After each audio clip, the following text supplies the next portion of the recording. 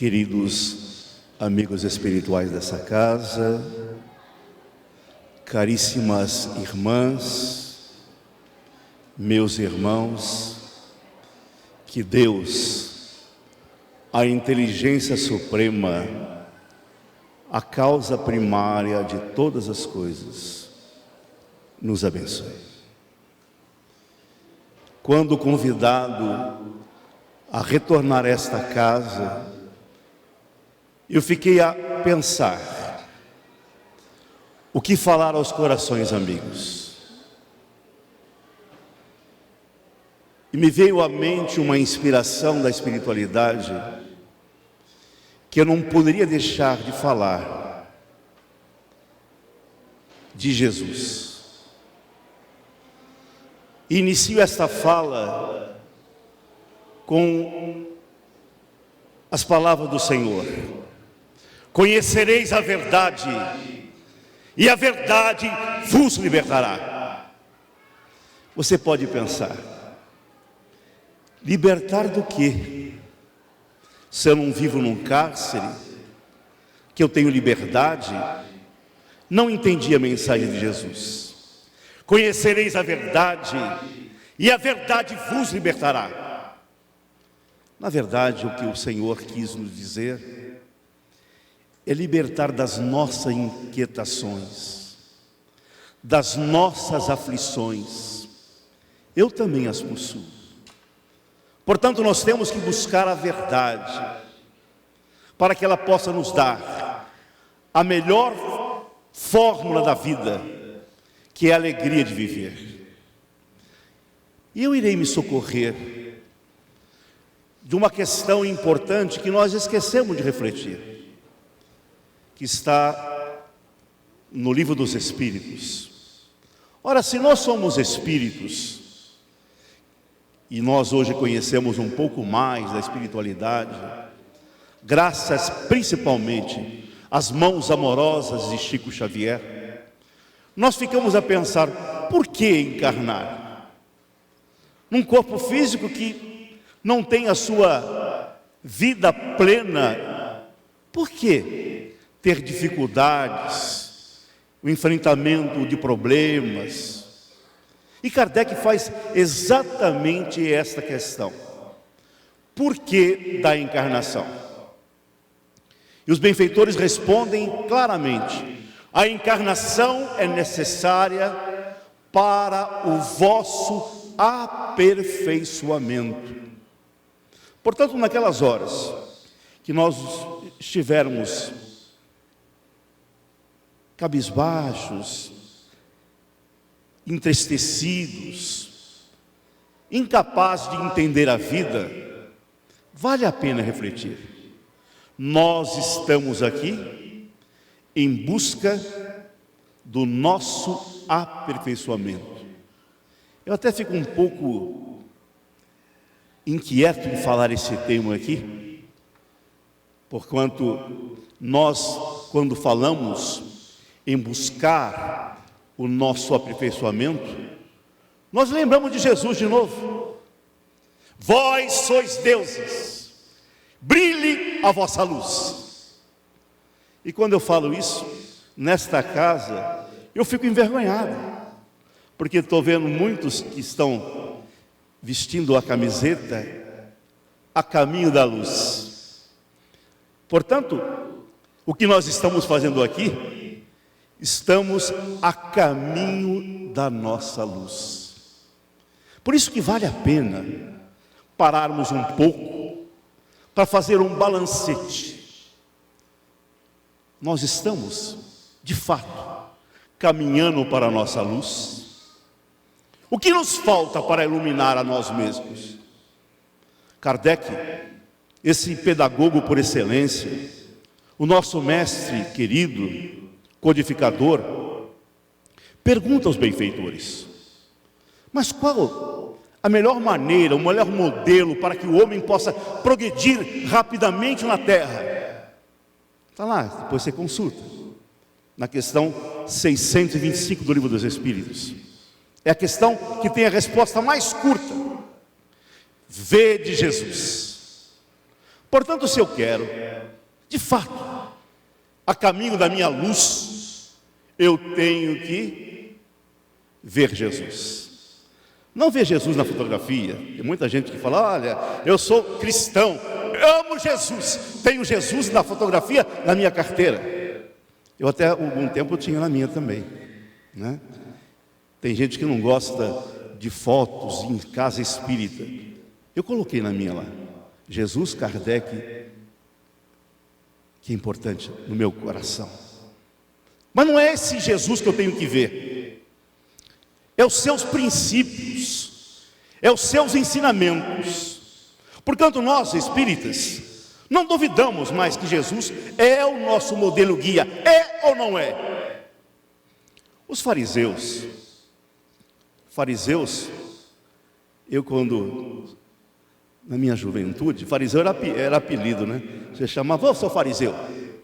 Quer dizer, eu sou bobo. Mas na época de Jesus, os fariseus eram os homens mais intelectuais, os doutores da lei, que tinham conhecimento muito grande do Talmud, das leis dos judeus, e eles gostavam de buscar perseguir. Quando Jesus apareceu com uma mensagem de amor, de esperança, eles começaram a questionar Jesus.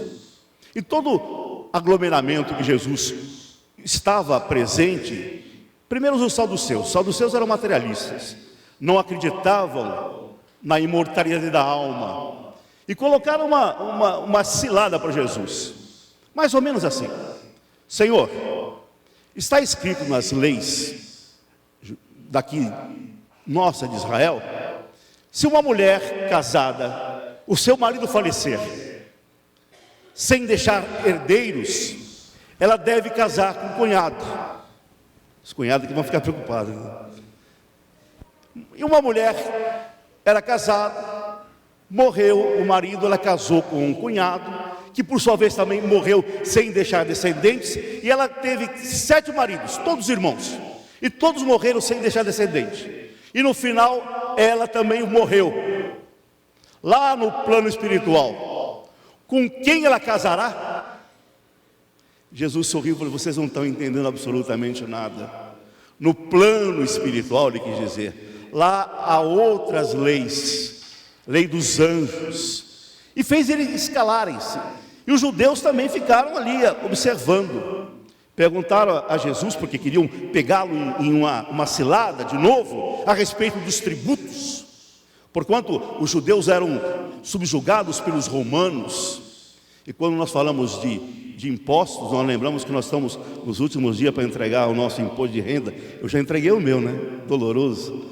Mas eles não gostavam de pagar impostos, e falaram assim: olha, se ele falar que o tributo é válido, nós vamos colocar os judeus contra ele. Se ele falar que não é válido, vamos colocar os romanos. E chegou um fariseu perto de Jesus e fala: Senhor, é lícito ou não lícito pagar os tributos? Jesus fala assim: me dá aqui essa moeda. De quem é essa imagem que está cunhada na medalha? Desse dinheiro? De César. Então dar a César o que é de César, e a Deus o que é de Deus. Jesus tinha uma inteligência notável. Mas eu quero chegar nessa segunda parte. Dos fariseus perguntaram a Jesus, porque eram doutores da lei: Senhor, qual é a maior lei de Deus? Qual o maior mandamento? E Jesus disse: o maior mandamento é amar a Deus sobre todas as coisas, de toda a tua mente, de todo o teu pensamento, de toda a tua vontade. Esse é o primeiro. E o segundo é semelhante a esse: amarás o teu próximo como a si mesmo. Portanto, irmãos e irmãs desta casa abençoada, se nós estamos desejosos de brilhar a nossa luz, de caminhar em busca do nosso aperfeiçoamento, nós temos que amar a Deus de todo o nosso pensamento, de toda a nossa alma, de todo o coração. E eu pergunto, não me responda, igual eu faço com os meus queridos jurados lá no tribunal do júri, que é a minha árdua função. Não fale, não responda. Apenas pense comigo. Você de fato está amando a Deus? Verdadeiramente amar a Deus? Você poderia me indagar, mas Marcos, como que eu demonstro o amor a Deus? Eu respondo, com base nos ensinos de Emmanuel, grande amigo espiritual, diretor do Mediunato de Chico Xavier. Nós demonstramos o amor a Deus amando a vida, tendo alegria, porquanto Deus é o nosso Pai Celestial, que nos permitiu essa bendita reencarnação. Portanto, eu tenho o dever de valorizar cada momento aqui nesta vida, valorizar a nossa família. Eu sei que a família é difícil. Na verdade, diz Emmanuel, quando ele fala de família, família é o cadinho sagrado que Deus nos deu. Eu pergunto a vocês, alguém sabe o que quer dizer cadinho aqui? Família é o cadinho sagrado que Deus deu. Uma vez eu estava no tribunal, lá no fórum, e um ladrão estava sendo processado, porque ele tinha subtraído de uma indústria um cadinho. E o juiz falou assim, doutor promotor, o senhor sabe o que é cadinho? Eu falei, eu sei. Ah, claro que eu sei. Eu aprendi lá na doutrina espírita. O que é cadinho? Cadinho é o receptáculo utilizado na metalurgia para a purificação dos metais. Ele está preparado para aguentar as grandes temperaturas. A família é o cadinho sagrado que Deus nos deu. Que é coisa mais difícil do que eu conviver em família? Eu tinha minha funcionária que falava assim, doutor, a família é só boa na fotografia. A outra falava, doutor, família nem os dentes, parente nem os dentes. Porque na verdade é ali, no dia a dia, que nós vamos amar a Deus, tendo compreensão, carinho, tolerância, exercitando esse amor incondicional. Porque ter amor aqui na casa espírita, eu estava observando os amigos chegando aqui, um beija o outro, oh irmão, que querido, quanto tempo, olha, vão apresentar as crianças, é ótimo, vou dar o passe.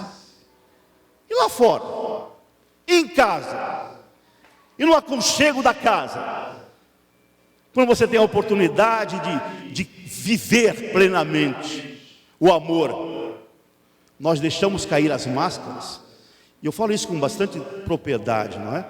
Porque infelizmente eu tenho uma convivência, eu falo infelizmente porque a tarefa é terrível, ver a violência doméstica. Hoje estão criando uma vara especializada de violência doméstica, tamanha violência dos homens contra as mulheres.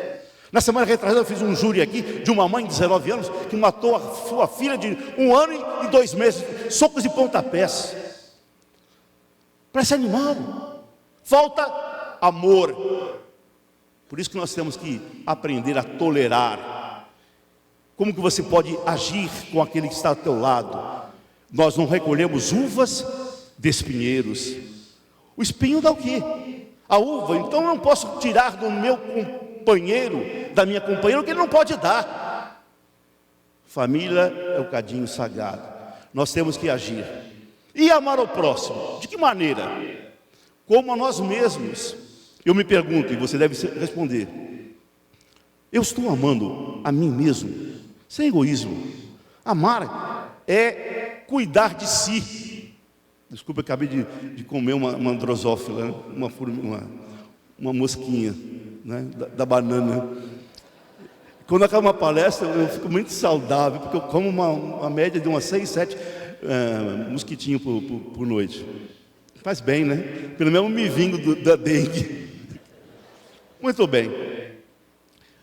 É importante amar a si, cuidar dessa máquina preciosa que Deus nos deu.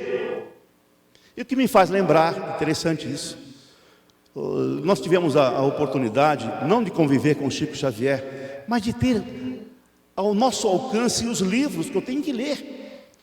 E lá em 58, eu não tinha nascido ainda, mentirinha, 1958, procuraram o Chico Xavier e pediram a ele, Chico, pede para Emmanuel aí uma obra mais fácil de ler, que me auxilie a entender os problemas espirituais.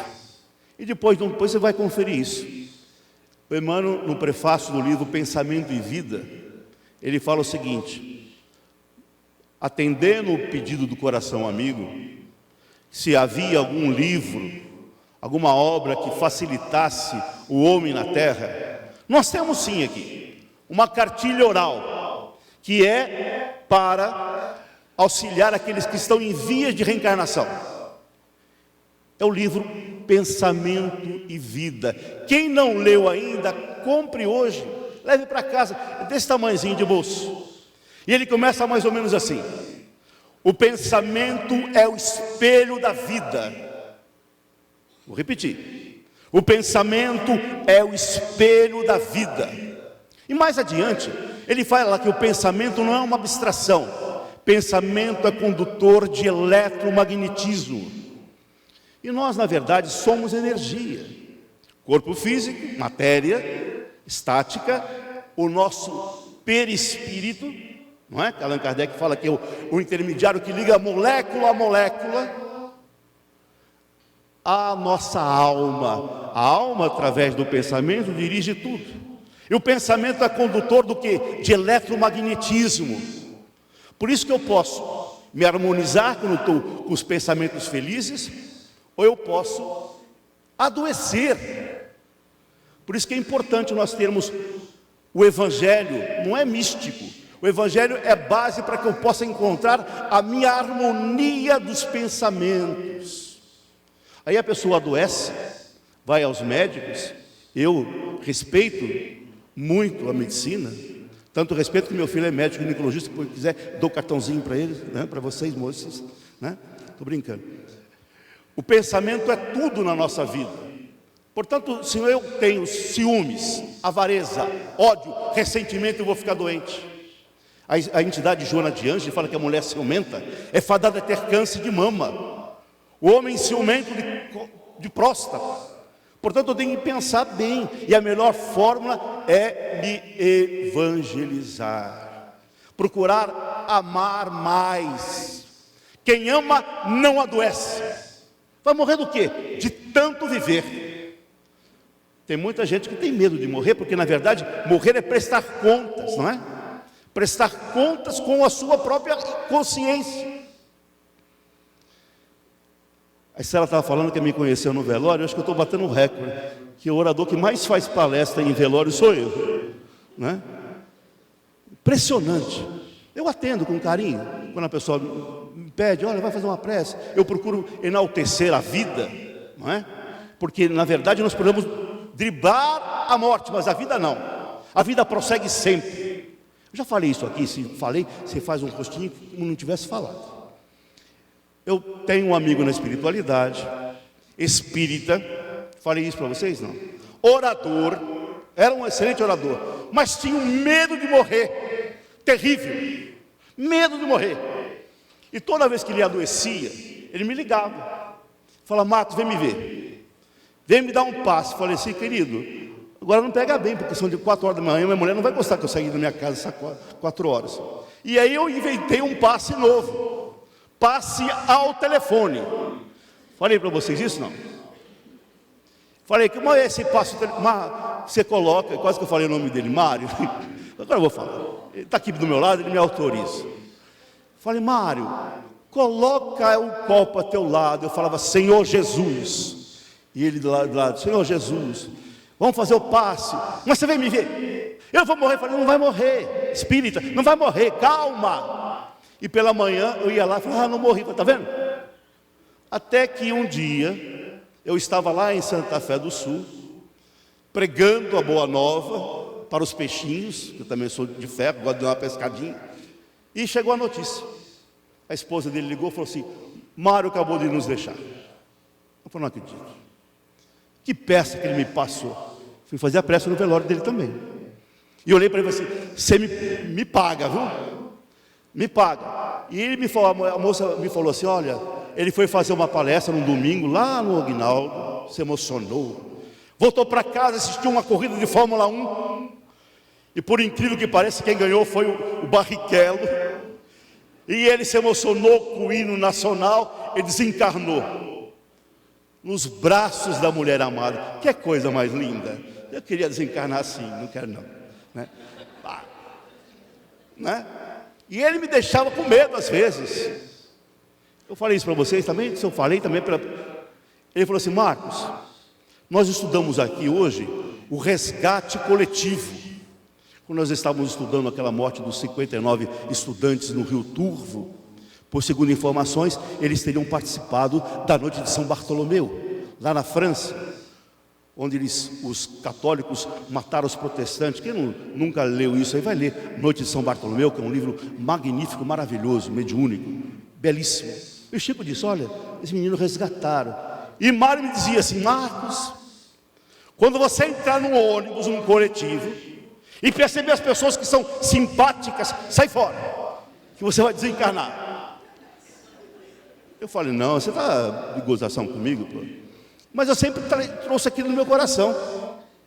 Aí eu fui viajar, vocês vão ficar morrendo de inveja. Eu fui de São Paulo para Madrid. E de Madrid eu fui alugar um carro em Santiago de Compostela.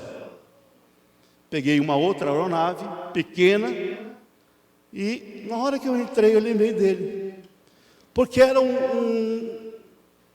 uma aeronave cheia de cidadãozinhos bonitinhos, de terceira idade.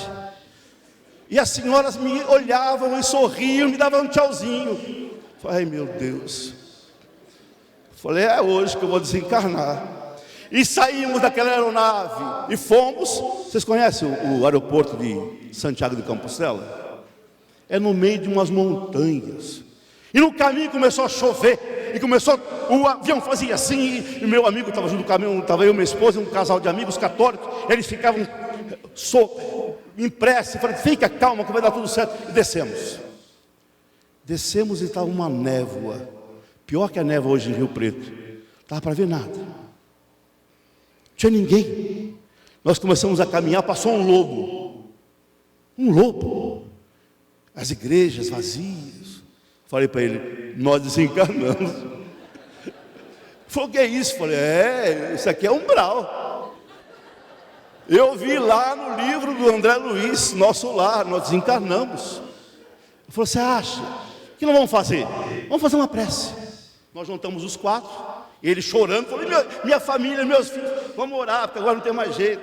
Começamos a orar. Na hora que acabamos a prece, eu percebi uma luz que vinha ao nosso caminho. Era um táxi. Eu fiz sinal para ele, ele parou, nós entramos. Eu perguntei para ele assim: qual é o seu nome? Ele falou: Jesus. Falei: meu Deus, Jesus veio nos receber como se fosse um motorista de táxi. Nós rimos muito, não é? Mas na verdade isso mostra isso foi fato verdadeiro, não é piada não, viu? Eu não gosto de contar piada em centro espírita, mas isso aí foi um fato engraçado, porque nós na hora choramos, depois rimos, né? É evidente, porque mostra o nosso despreparo para a vida espiritual. Nós temos que entender, viver a vida presente com toda alegria, com todo entusiasmo, procurar as nossas retificações, procurar viajar dentro de nós, ver onde que nós estamos errando, quais as nossas falhas, porque nós não sabemos. Eu posso estar desfilando lá, bonitão, não é? Vocês viram lá o rapazinho desfilando, indo para a Europa e cai na passarela, desencarna. Eu posso voltar de uma aeronave lá de Campinas, depois de fazer uma palestra brilhante, eu sou um repórter, e cair, desencarnar. Todos nós podemos um dia, iremos retornar à espiritualidade. Isso não quer dizer para nós que nós vamos viver prisioneiros a esta angústia. Portanto, nós temos que viver de forma a encontrar a felicidade. Dizem os Espíritos que a felicidade é o resultado da consciência tranquila, do dever cumprido. Ora, se eu tenho a consciência tranquila, o que é consciência tranquila? Não devo nada a ninguém, não magoei ninguém, não prejudiquei ninguém, a minha consciência é tranquila, e eu tenho fé no meu futuro da espiritualidade. Portanto, eu, com toda razão, eu falo isso para vocês.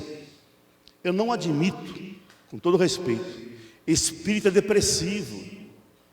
Oh vida, oh azar. Nós não podemos ser isso, porque nós conhecemos tudo.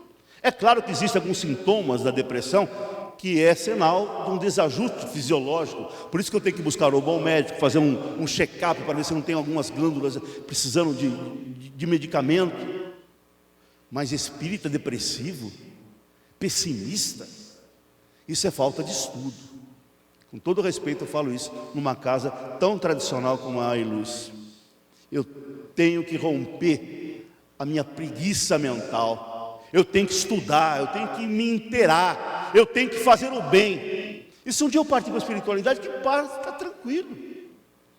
Eu conheci uma senhora, posso falar o nome dela também aqui, que ela não vai ficar magoada, chamada Vera, lá da cidade de Votuporanga, fundadora do Lar dos Velhinhos. A Vera era igual a nós, assim, assistimos palestras, frequentadores, simplesmente. Até que um dia alguém disse: meus amigos, nós precisamos de voluntário no asilo de Valentim Gentil. Ela: bem, vamos lá trabalhar? E eles foram. Os dois foram unidos nesse propósito. Aliás, foi uma recomendação de uma entidade amiga, que o filho estava depressivo, obsediado. Falou: olha, o benefício dessa criança é a família trabalhar no bem. Foram trabalhar. Depois de um certo período de visitação, ela cortava os cabelos, ele dava banho nos velhinhos. Ela falou assim: lembra do seu Joaquim, um português, que estava lá internado? Ele desencarnou. Mas antes de desencarnar, ele pegou na minha mão e falou: Vera, abre um asilo em Votuporanga. Você acha bem? Ele falou isso: vamos abrir. E foram, junto com um grupo de amigos, compraram um terreno, através de atividades, começaram a levantar a instituição. Até que um dia, ele deu uma dor no estômago, foi ver, estava com câncer. Câncer com metástase. Ele foi internado, falou: meu bem, continue trabalhando. E ele tem uma resposta muito interessante a respeito da consciência tranquila, porque ele internou nos últimos dias da sua vida física e pediu para ela: Vera, leia o Livro dos Espíritos. Leia mais um pouco. Meu amor, está tudo preparado. Eu estou indo embora. Eu fico a pensar, né? Como que nós agiríamos, né? Numa situação dessa. Eu desencarnando, já tive um exemplo para vocês. A pessoa que está ligada ao coração. E eu fui visitar a Vera no asilo. Fiquei morrendo de vergonha. Na época, isso faz tempo, hein? Professora, hoje aposentada, na época professora, dando mais de 8 horas de aula por dia, com 2 filhos, viúva, e cuidava daquela instituição. Eu falei: meu Deus do céu, que coisa linda. E todas as idosas que ali estavam chamam-na de mãe. Mãe Vera. Eu fiquei com uma vergonha, vou ter de ir lá. Falei: meu Deus do céu, não faço absolutamente nada. Ela me dizia: Marcos, eu não conheço Chico Xavier, nunca fui em Uberaba. Eu perguntei: para quê? Você precisa? Uma pessoa que tem um trabalho desse, o envolvimento com o amor. Nós muitas vezes somos acomodados, né? Não queremos saber de nada. Quando alguém chama a gente para fazer um trabalho, nós passamos de lado. Quando tem algum grupo de estudo, nós não queremos estudar. Nós não exercitamos a verdadeira caridade, conforme entendia Jesus. Caridade, diz os benfeitores, conforme entendia Jesus, é benevolência para com todos. Nós somos benevolentes? Ou só com aquelas pessoas que simpatizam conosco? Indulgência com as imperfeições alheias e perdão das ofensas. Se você exercitar tudo isso, benevolência, indulgência e perdão, nós estaremos a caminho da luz. Não basta manter a camiseta no peito, que vocês vão chegar no plano espiritual felizes. Não basta isso. O importante é agir no amor. Por isso, meus irmãos, espero ter trazido essa mensagem de esperança, de otimismo. E o Senhor nos fala: amarás ao Senhor teu Deus de todo o teu coração, de toda a tua alma e ao próximo como a si mesmo. Ame, estarás a caminho da luz. Muito obrigado.